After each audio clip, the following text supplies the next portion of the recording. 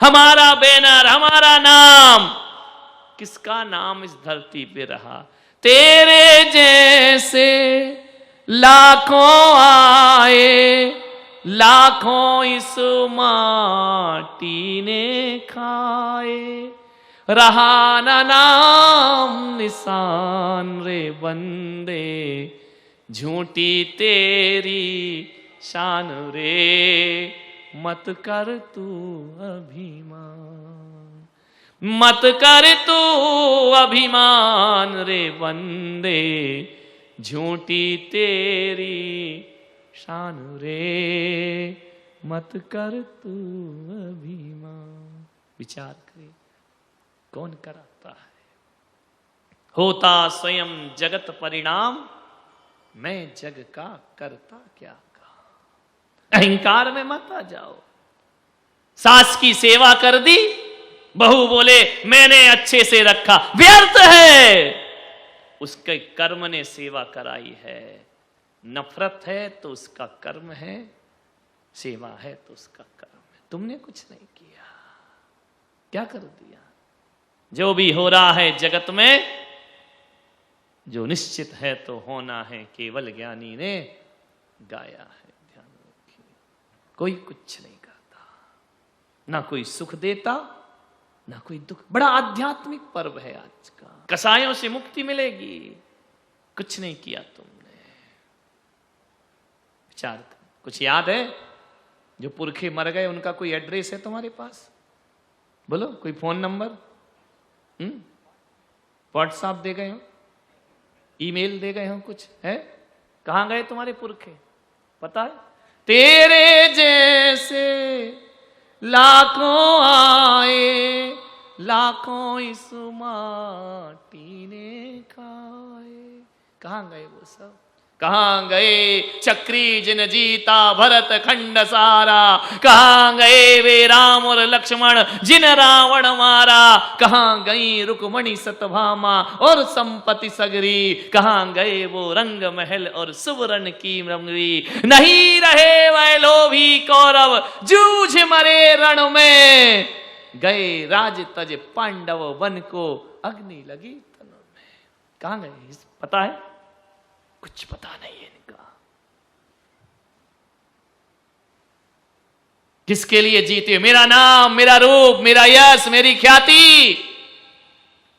तीसरी पीढ़ी के बाद नाम नहीं मालूम तुमको उनके, लेकिन जब वो जिंदा थे तो ये सोच के जी रहे थे कि हमारा नाम अमर हो जाएगा।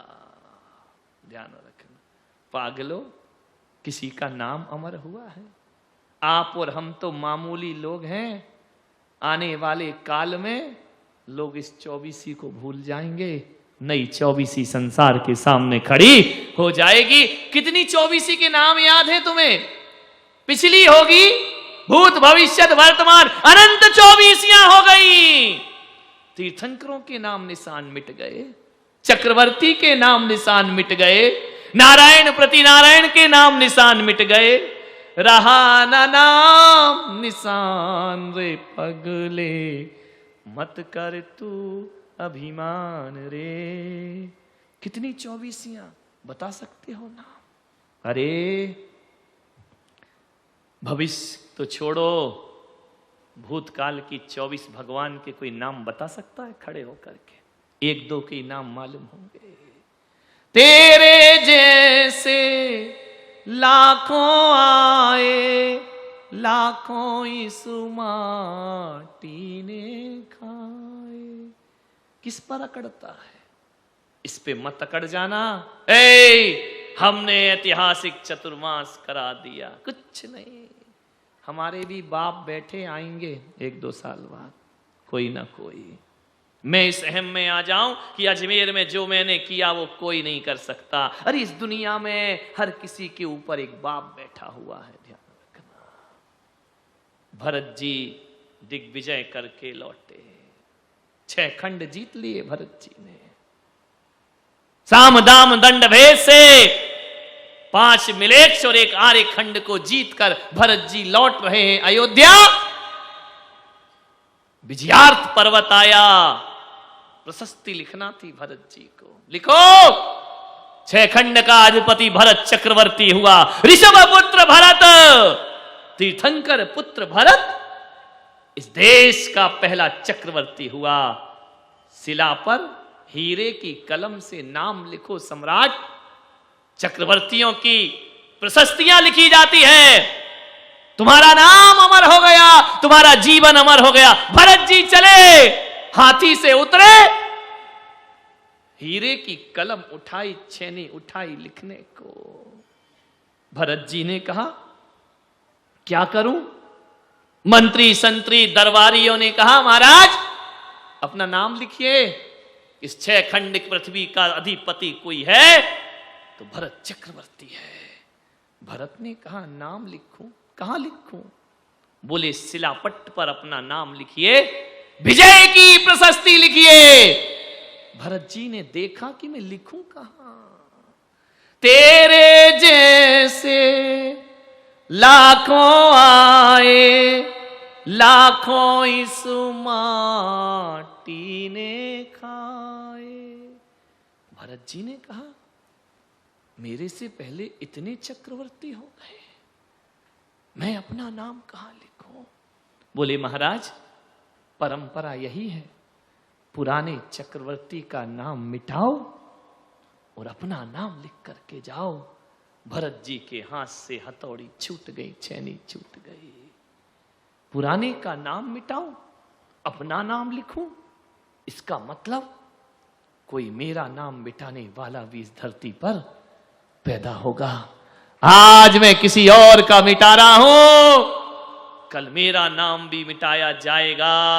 कल मेरे बाद भी ना जाने कितने चक्रवर्ती होंगे, सब नाम मिटाकर अपना नाम लिख जाएंगे। ये दुनिया नाम मिटता है, रूप मिटता है, चेहरा मिटता है, सब खत्म हो जाता है, नाम भी गुम जाएगा तुम्हारा। किसके लिए कर रहे हैं? विचार करिए। भरत जी ने कहा नहीं, लेकिन कहा भरत जी महाराज लिखना तो पड़ेगा, इस चक्रवर्ती की व्यवस्था है। नाम मिटाया, अपना नाम लिखा। भरत जी घर ही में बैरागी, विरक्त हो गए भरत। उन्होंने कहा अब इस संसार में कुछ भी नहीं रखा। ज्ञानी बहुत जल्दी विरक्त होता है, अज्ञानी नहीं। हिरण घास खा रहा है, थोड़ी सी पत्ते खड़खड़ाने की आवाज आ जाए, पता लग जाए कि शेर आ रहा है, घास छोड़कर हिरण भाग जाया करता है। और एक बिल्ली होती है जो चूहा खाती है, कितनी भी आहट मिले, डंडे भी मारे जाएं, बिल्ली मर जाएगी लेकिन चूहे को छोड़ेगी नहीं। और हिरण घास को महत्वपूर्ण नहीं, जीवन को महत्वपूर्ण समझता है। संसार में दोनों तरह के लोग होते हैं, जो ऊपर बैठे हैं ना, आए घर छोड़कर, और तुम लोग जय हो पंचम काल की। विचार करिए, मरना है, मौत आ रही है, खबर नहीं। सामान 100 बरस का, पल की खबर नहीं। विचार करिए। आकिंचन धर्म, कुछ भी हमारा नहीं। हमारे जैसे कई आए और चले गए, आगे भी आएंगे, चले जाएंगे। कभी ये मत कहना कि ये चातुर्मासिक कार्यक्रम न भूतो न भविष्यति। भविष्यति मत बोलना। भविष्य की कोख में एक से एक अवतार भरे हुए हैं, ध्यान रखना। भविष्य को कौन जान सकता है? हमसे भी महान लोग आएंगे, हमसे भी ज्यादा आएंगे, धर्म प्रभाव न करने वाले। मत सोचिए कि हमसे सब कुछ हो रहा है, नहीं। एक हाथी पुल पार कर रहा था, एक चींटी पीठ पे बैठी थी, दौड़ी दौड़ी हाथी की कान के पास गई। पहले जमाने का पुल था, हाथी ने पैर रखा, चरर मरर की आवाज आने लगी। चींटी बोली, ओ हाथी भाई थोड़ा ठहर जा, ठहर जा। बोले क्यों? बोले मैं उतर जाती हूं, हम दोनों का वजन ये पुल सहन नहीं कर पाएगा। मान्यवर वो चींटी हम ही हैं, और कौन है? एक मच्छर ने हाथी के कान में चतुर्मास कर लिया, कान में। अब मच्छर के लिए तो वो कान दौलत बाग से भी बड़ा पंडाल हो गया। और जब लास्ट दिन आया, बोले हाथी भाई 4 महीने तुम्हारे साथ रहा, मेरे से कोई गलती हो तो उत्तम क्षमा। हाथी ने कहा पगले तू आया कब था और चला कब गया, मुझे पता ही नहीं है। विचार करना है आपको, सोचना है। यही दशा हमारी है। तुम तो हाथी के कान हो, मैं भी चला जाऊंगा दिवाली बाद। ध्यान रखना, किस भ्रम में जीते। मैंने बताया था ना कि घर में एक छिपकली है, मेरे कमरे में आ गई। अब आ गई तो मैंने कहा तुझे क्यों भगाऊं? मैंने कहा छिपकली भाग। बोले क्यों भागू? मैंने कहा मेरे कमरे से निकल। बोले ये बात तो मैं भी आपको बोल सकती हूं, तुम्हारी हमारी दशा एक सी तो है। मैंने कहा क्या मतलब? बोले आप कह रहे हो कि मेरे कमरे से निकल, मैं कह रही हूं आपको मेरे कमरे से। कमरा किसका है? आकिंचन धर्म। छिपकली ने कहा महाराज एक बात करना है मुझे आपसे। तो मैंने कहा आओ बहन नीचे आओ, अपन बैठ के चर्चा करेंगे। छिपकली ने कहा मैं नीचे नहीं आऊंगी। मैंने कहा क्यों? बोले नहीं, ऊपर से ही बात करूंगी। अरे मैंने कहा बहन नीचे उतरा, मैं नहीं मारूंगा तुझे, और मेरे पास मारने को है क्या, और ये मार दी तो तू तर जाएगी। बोले वो तो ठीक है, लेकिन मैं नीचे नहीं उतर सकती महाराज, मैं बड़ी धर्मात्मा छिपकली हूं, पर्यूषण पर्व कर रही हूं। तो मैंने कहा इतनी धर्मात्मा? बोले हाँ मैं बड़ी ज्ञानी छिपकली हूं, मैं नीचे नहीं उतरूंगी। मैंने कहा क्या हो गया? अरे बोले मैं धर्मात्मा हूं, आपकी रक्षा करना मेरा धर्म है।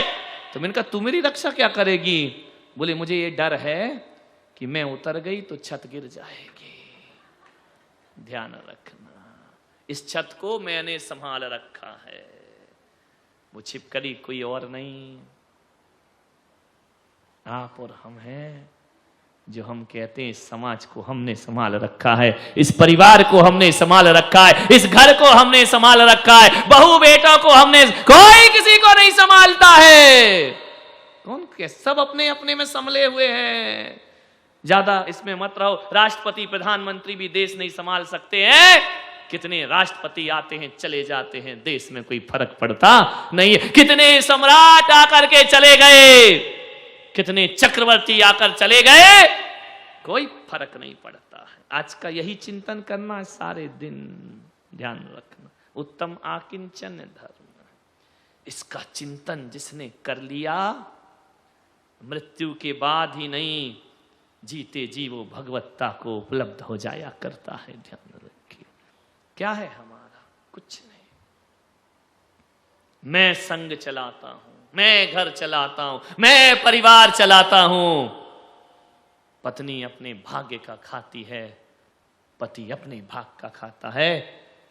लड़की हो गई मुंह बना लिया, अब क्या? अरे अपना भाग लेकर आई, तुम्हारे लिए कुछ नहीं लाई है। वो अपनी किस्मत से आती है, अपनी किस्मत से जिंदगी जीती है और दुनिया से विदा हो जाया करती है। आचार्य कुंद कुंद आचार्य समय सार में कहते हैं, समय सार जैसे ग्रंथ में, ये दुनिया एक नाटक है। ध्यान रखिए, रंगमंच पर सबके रोल है। किसका कितनी देर का रोल है? किसी का 60 साल का रोल, किसी का 50 साल का, किसी का 5 साल का, किसी का जन्म लेने का बस रोल है। सब अपने अपने रोल अदा करेंगे।